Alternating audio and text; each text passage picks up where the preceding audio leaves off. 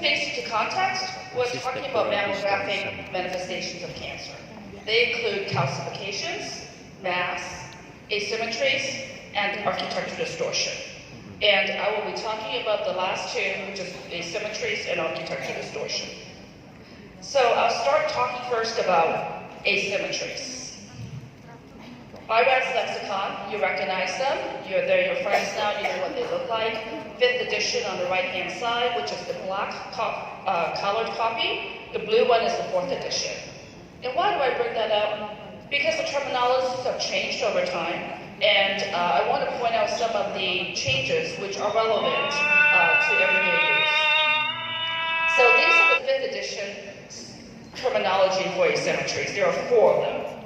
They are asymmetry, global asymmetry, focal asymmetry, and your last one, which is the developing asymmetry.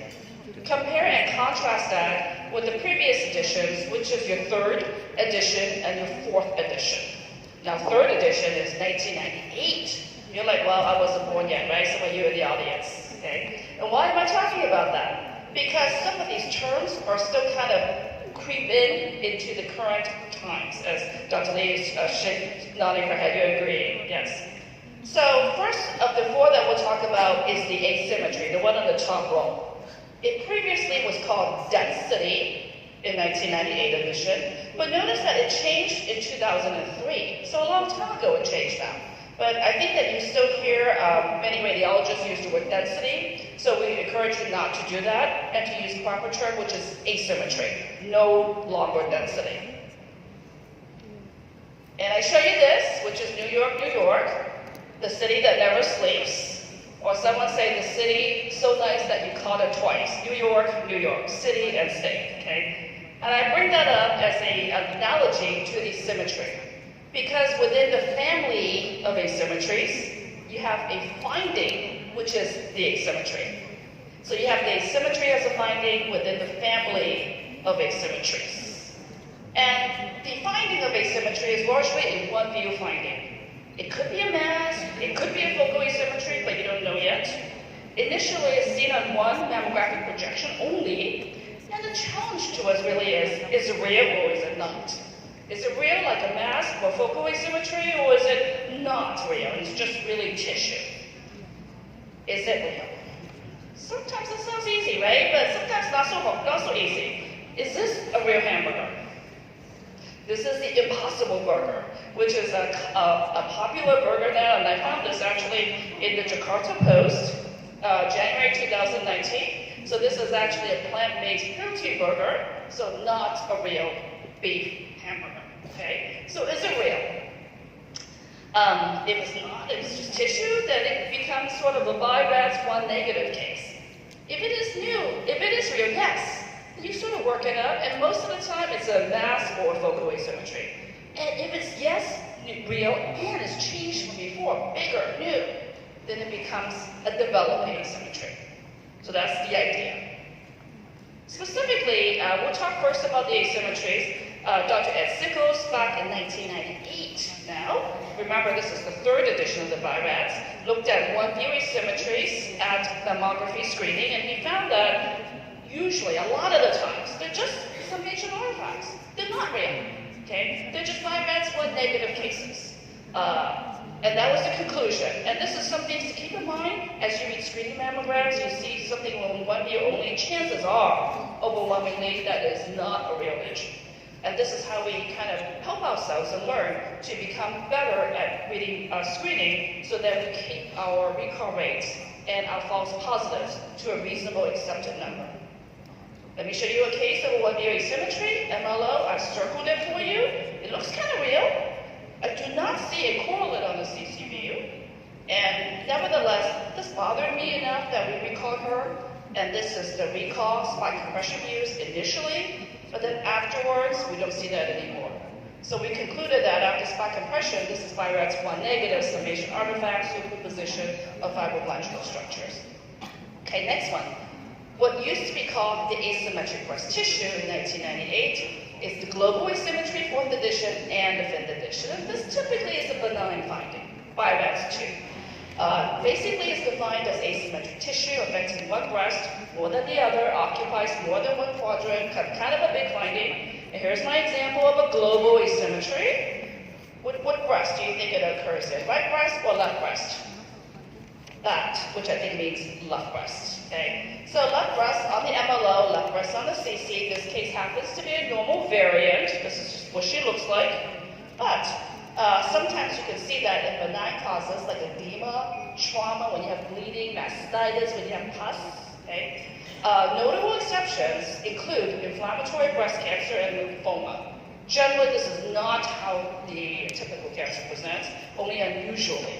So really, usually this is a benign finding, global asymmetry. And then we have the focal asymmetry, what used to be called the focal asymmetric density a long time ago, 1998, third edition. But since the fourth edition, 2003, it should really be called focal asymmetry, which is focal asymmetry again in the fifth edition. And a focal asymmetry, it's kind of like a mass, but not really. Is seen in two or more projections. The margins can be concave and not necessarily convex inward. Instead of being densest in the center, you can have fat, which is loosened, interspersed between it.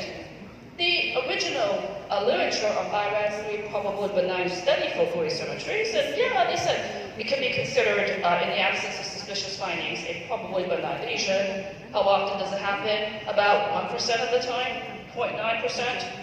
And the chance of cancer, the PPV, is not zero, but quite low. 0.7% on average from the various studies, which means less than the 2% probability of malignancy that we as a breast imaging community accept for the BIRAD3 lesions to follow instead of to biopsy. Example of a focal asymmetry, MLO on your left and CC on your right, and there it is, a thing in two projections, has some lucency in it. The margins can be concave, and that not quite a mass. Okay. Now, a review. Okay. We talked about the asymmetry, which is primarily a one-view finding versus a focal asymmetry versus a true mass. So this is kind of increasing seriousness. One view is for asymmetry. Two or more views for focal asymmetry or mass. And then one view asymmetry is usually seen only as screening. Focal asymmetry, mass, can be screened as screening or diagnostic. And that's because when you recall the one view asymmetry, you work it up, it's either not real. If it's real, then it sort of gets upgraded, to use that term loosely, into a focal asymmetry or a mass. The margins can be concave with asymmetry or focal asymmetry, but it should be convex outwards for mass. So this is kind of what the family of asymmetries do. They're kind of concave, or can be. And also the family of asymmetries can have fat that's loosened, interspersed, versus the mass should really be densest at the center with, three-dimensionality. And you can kind of think about those of you who read breast MRI. A mammographic mass is like an enhancing mass at MR. And the asymmetry is a little bit like non-mass enhancement at MR, not exactly, but a little bit. Tends to be more planar, a little bit less three-dimensional, roughly speaking. Okay, now let's go into our last one, which is the developing asymmetry. And that's the new player, the new actor introduced with the fifth edition in 2013. We did not have a correlate to this in the previous editions. So that's the new and exciting person.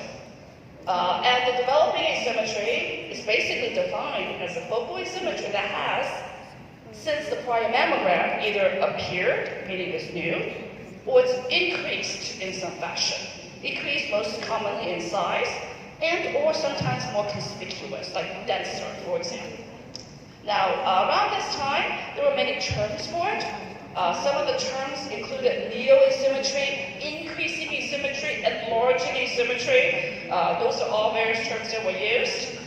We in San Francisco, a number of years ago when I worked there, we did a study, and we thought that interval change increases likelihood of malignancy, so therefore it's kind of a suspicious finding. And again, this is a new finding in the fifth edition, and this is the study that we did.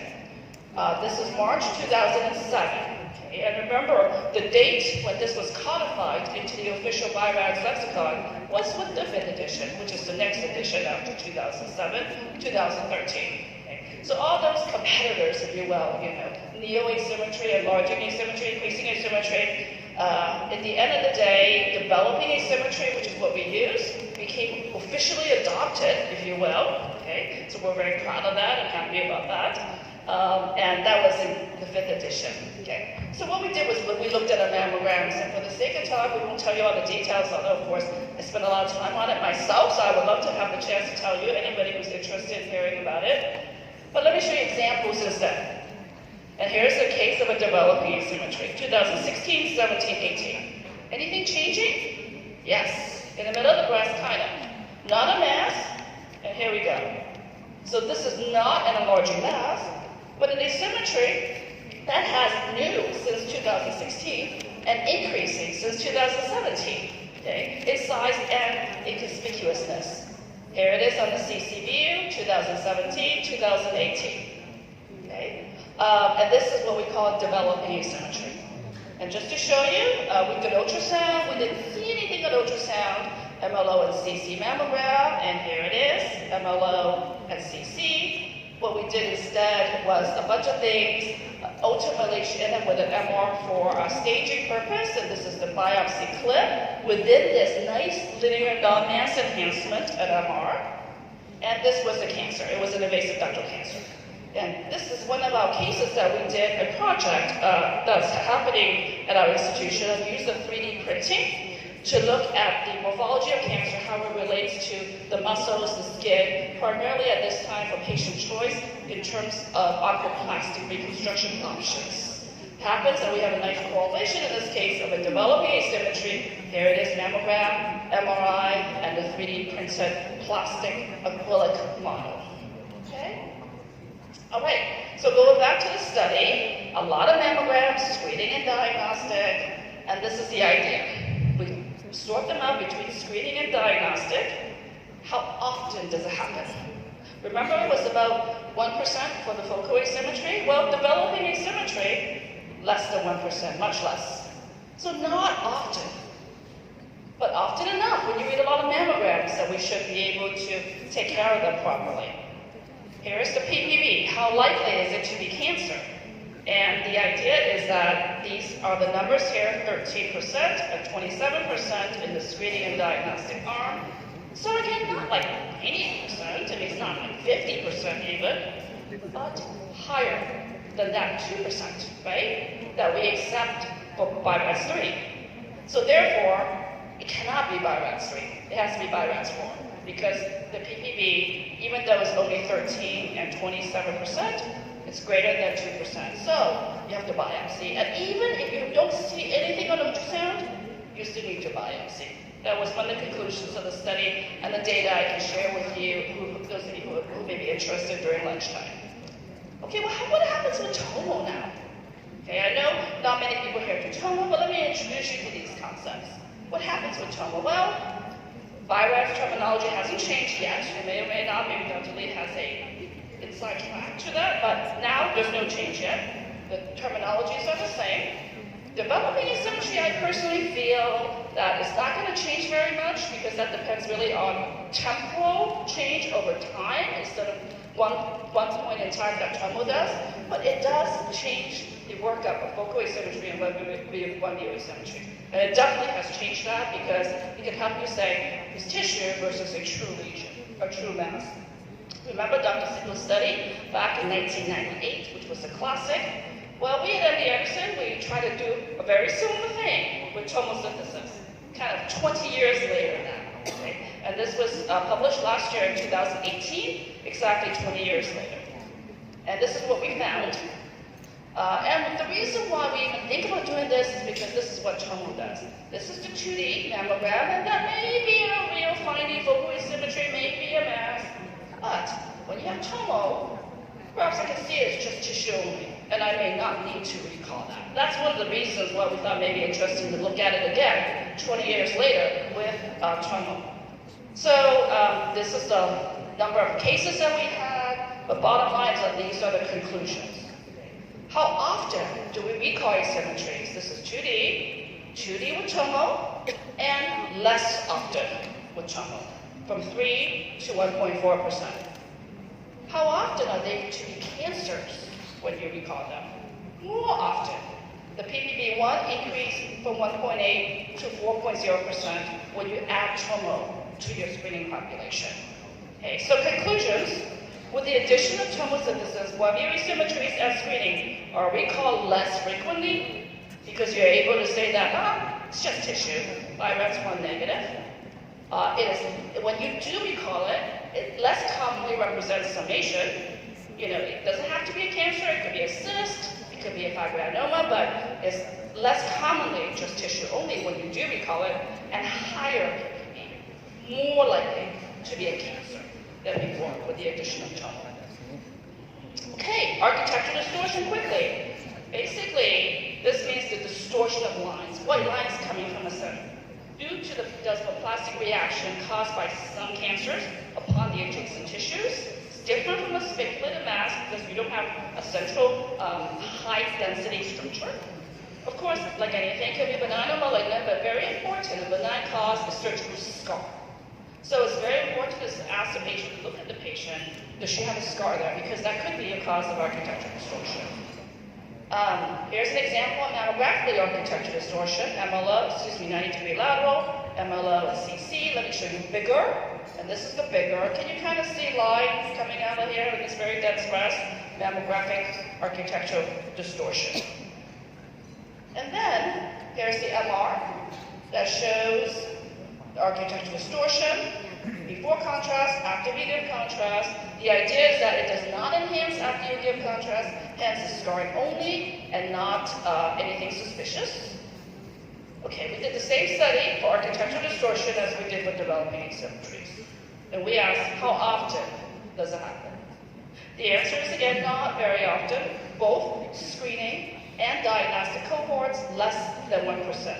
0.19%, 0.38%. But it's actually more common than developing asymmetries, just for comparison, just to put things in perspective. How often are they cancers? Okay. And here they are. For the screening, 15%, diagnostic, 55% PPB. So getting higher, okay? Again, still not BIRATS5, of course, but definitely high enough that you would biopsy it. Just in comparison, these are the numbers for developing asymmetry. So more likely to be cancer if you have an architectural distortion than you have an asymmetry. And our data has sort of been also agreed upon by other institutions as well, so I think it's real. Same thing for architectural distortion. Even if you do not see anything at ultrasound, you still need to biopsy it. Here's an example. Architectural distortion at screening is subtle, and it is actually here. You see the lines coming from the center here? Right, line, line, line, line here. And then it correlates it here medially on the CC view. We did do ultrasound in this case, which made it easier because we did find a correlate. And of course, this is a suspicious mass, which is an invasive ductal carcinoma in this case. Asking the question again now, how does TOMO affect mammographic architectural distortion at screening? And this is a study from Massachusetts General Hospital, November 2017, looking at this question, very similar study design as the study we did at MD Anderson on the one-year asymmetries with TOMO. The idea is that you looked at a bunch of cases that was 2D only and a bunch of cases that were 2D with TOMO and asked questions like, how often do you recall architectural distortion without TOMO and with TOMO? What is the chance of cancer, PPB? And the idea is that when you add TOMO, you recall more often. Why? Because TOMO is really good for looking at distortions.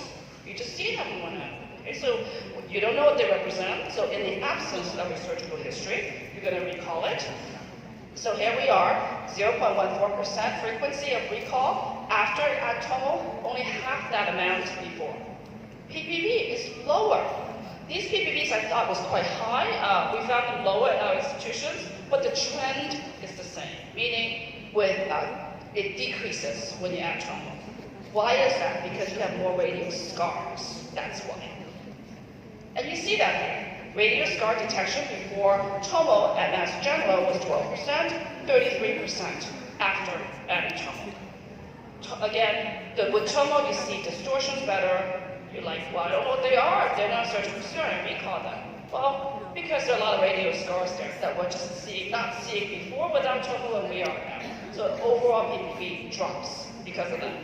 Okay? All right, so with the addition of tomo, architectural distortion and screening, now we call it more frequently lower PPV, less likely to be cancer when we call our workup, and because you have higher detection of radial scars. When should I use MRI to problem solve challenging cases of asymmetries or architectural distortion? Dr. Lee's answer is almost never, but I don't remember the exact numbers. One case out of 3,000 or 30,000 or something like that. You get the idea. Very, very infrequent is what she says. I don't have numbers in terms of my personal sort of report, but I can tell you that we reviewed the literature back in May 2010, and that's essentially the conclusion. 5 minutes, I understand, we're almost done now. So it's not so much that, it's that you should not use it to, yes, okay, that you should not use it to obviate biopsy, okay, meaning if you could biopsy and you're worried, you should just biopsy it. It's really reserved for cases that you just cannot biopsy. Is it 1B or it's very far back or whatever reason that you may have. What you have to do is make sure that your technique is good. Because the way MR works is that it has high negative predictor value. So if you have enhancement MR, you can say, well, I don't have cancer. For the most part, high negative cancer. Maybe not 100%, but sufficiently high in majority of hands for the purpose of clinical care. Let me say it that way. That matters. Okay? But you need to have good quality MR for both performance and interpretation. We reviewed the literature 8 years later, basically the same idea. We just looked at more literature, and the conclusions are essentially the same. Use it infrequently, biopsy when you can. If you just cannot, you just cannot. You just cannot. Okay. And then MR can be used to exclude invasive cancers in those settings when done properly. Okay, so summary. 4 types of asymmetry. 1-view asymmetry, global asymmetry, focal asymmetry, developing asymmetry. Biopsy is indicated even if there is no sonographic correlate for the developing asymmetry, for architectural distortion in the absence of surgical history to account for the finding of architectural distortion. Architectural distortion using tomosynthesis to screen, more commonly seen when recalled, less commonly represent cancer, more commonly represent radial scar, and it was kind of interesting that the exact opposite is true for asymmetries, 1-view, is that when you use tomo to screen, 1-view asymmetries, less commonly recalled, less likely overlapping tissue when recalled, and more likely to be a cancer when recalled. So, and with this, which is a picture from Texas, outside Houston now, these are the wildflowers of Texas. March and April, these are called